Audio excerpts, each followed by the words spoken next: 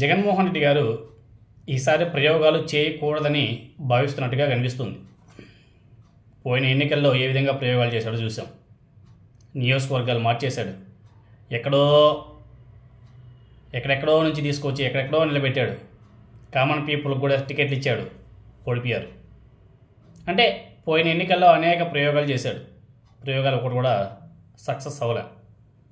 అన్ని ప్రయోగాలు కూడా బెడిసి కొట్టాయి.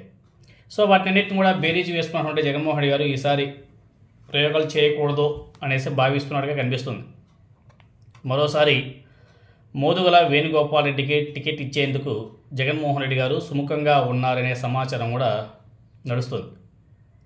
పోయిన ఎన్నికల్లో మోదుగుల వేణుగోపాల్ రెడ్డికి టికెట్ దక్కలేదు. అయితే నర్సాపేట పార్లమెంట్ నియోజకవర్గం నుంచి నెల్లూరు జిల్లాకు చెందినటువంటి అనిల్ కుమార్ యాదవ్ని తీసుకువచ్చి పోటీ చేయించిన జగన్మోహన్ రెడ్డి గారు ఆయన కూడా అక్కడ ఓటమి పాలయ్యారు. అయితే ఈ టికెట్ మీద ఎన్నో ఆశలు పెట్టుకుంటుంటే మోదుగుల వేణుగోపాల్ రెడ్డికి జగన్మోహన్ రెడ్డి గారు మొండి చేయి చూపించాడు అనేసి ఆనాడు బాగానే ఒక వర్గం అయితే దూరం అయిపోయింది.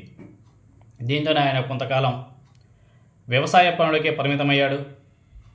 ఇప్పుడు తిరిగి మళ్ళీ వైఎస్ఆర్ కాంగ్రెస్ పార్టీలో యాక్టివ్ అయ్యాడు. తెలుగుదేశం పార్టీ నుంచి వైసీపీలోకి వచ్చేటువంటి మోదుగుల వేణుగోపాల్ రెడ్డి గారు ఫిబ్రవరి 2019 వరకు తెలుగుదేశం పార్టీలోనే ఉన్నాడు. 2014లో ఆయన ఆంధ్రప్రదేశ్ శాసనసభకు పోటీ చేసే గుంటూరు పశ్చిమ అసెంబ్లీ నియోజకవర్గం నుండి మాజీ మంత్రి కన్నా లక్ష్మీనారాయణ మీద విజయం సాధించాడు. తర్వాత 2009 ఎన్నికల్లో ఆయన ఆంధ్రప్రదేశ్లోని నర్సాపేట నియోజకవర్గం నుండి 15వ లోక్సభకు ఎన్నికవడం జరిగింది.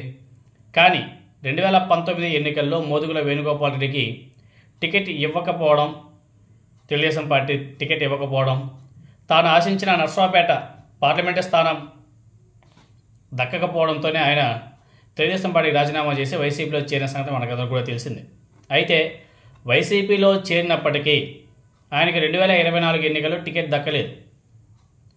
2019లో వైసీపీ అధికారంలోకి వచ్చినప్పటికీ ఆయనకి ఎలాంటి పదవి కూడా జగన్మోహన్ రెడ్డి గారు ఇవ్వలేదు. ఎలాంటి పదవి ఇవ్వలేదు. గత 10 ఏళ్ల నుంచి మోదుగుల వేణుగోపాల్ రెడ్డి వైసీపీలో యాక్టివ్గా ఉన్నాడు.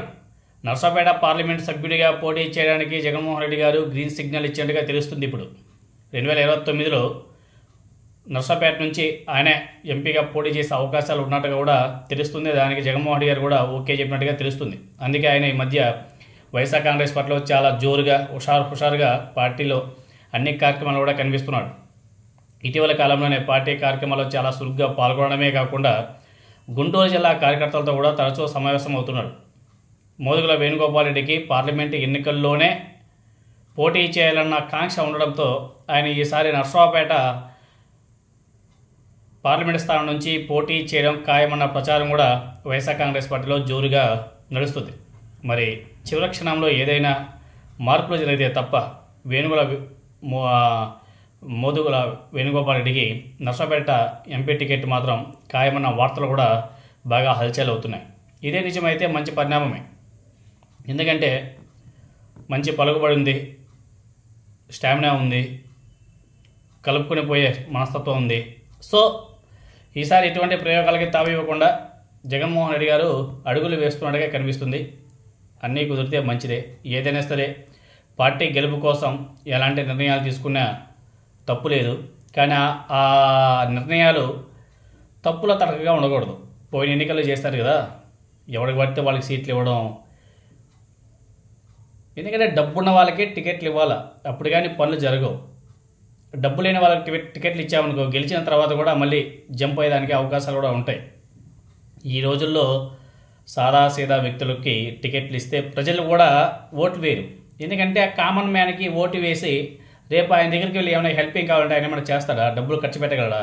ఇవి చాలా పల్లెటూర్లలో చాలా పరిణామాలు ఉంటాయి, చాలా ఈక్వేషన్స్ ఉంటాయి. ఆ ఈక్వేషన్స్ అన్నీ కూడా చూసుకొని టికెట్లు ఇవ్వాల్సిన అవసరం ఉంది. పార్టీని చూసి ఓట్లు వేసే వాళ్ళు కూడా ఉంటారు, కానీ కొంతమంది క్యాండిడేట్స్ని చూసి కూడా ఓట్లు వేసే వాళ్ళు కూడా ఉంటారు. ఆ రెండు బాగా కలిసినప్పుడే గెలుపుకి ఈజీగా ఉంటుంది. లేదు పార్టీని చూసే ఓటు వేస్తారంటే అదొక పెద్ద బ్రహ్మ అనేసి కూడా అనుకోవాలి. కొన్ని నియోజకవర్గాల్లో నాయకులను చూసి ఓటేస్తారు.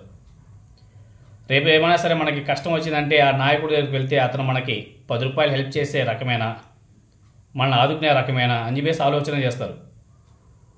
అతను కామన్ మ్యాన్, పూర్ ఎమ్మెల్యే అయితే ఆయన దగ్గరికి వెళ్తే ఆయన ఏమైనా హెల్ప్ చేయగలడా, 10 రూపాయలు పెట్టగలడా, ధైర్యంగా మాట్లాడగలడా?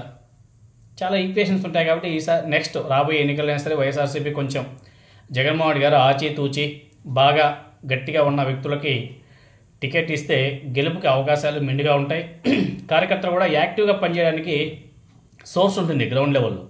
అంతేగాని ఎవరికి పడితే వాళ్ళకి టికెట్లు ఇచ్చి నష్టపోవడం, కార్యకర్తలు నిరాశపరచడం అది ఏ పార్టీ కూడా మంచిది కాదు. అందుకే ఈసారి తెలుగుదేశం పార్టీ, జనసేన పార్టీ కూడా బాగా డబ్బున్న వ్యక్తులకే, బాగా పలుకుబడి ఉన్న వ్యక్తులకే టికెట్లు ఇవ్వడం కూడా జరిగింది. మీరు ఒకసారి అన్ని 175 నియోజకవర్గాల్లో వాళ్ళు పోటీ చేసిన వ్యక్తుల పేర్లు ఒకసారి గమనిస్తే బాగా డబ్బున్న, బాగా పలుకుబడి ఉన్న వ్యక్తులకు మాత్రమే టికెట్లు ఇవ్వడం కూడా జరిగింది.